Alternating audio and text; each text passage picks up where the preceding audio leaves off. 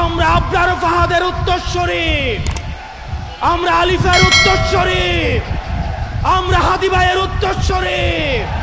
সুতরাং যেসব ডিসিএসপিরা আবার 14-এর মতো, 18-এর মতো, 24-এর মতো ব্যালট বাক্স ছিনতাই করার চিন্তা করছেন, আপনাদের প্রতি আহ্বান থাকছে, আপনাদের প্রতি আপনাদের পরিণতি হারুনের মতো এবং বেনজিরের মতো হবে। শোনো হে প্রশাসন,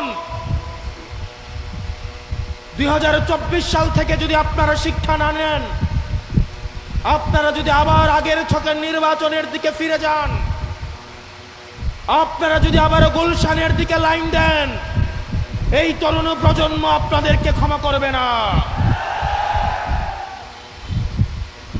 এই তরুণ প্রজন্ম যারা জুলাইয়ে এসে রক্ত দিয়েছিল, এই শাহী খুনি হাসিনাও বলতে বাধ্য হয়েছিল ওদের একটাকে মারলে একটাই যায়, বাকিগুলা রাস্তা থেকে যায় না। প্রিয় প্রশাসন,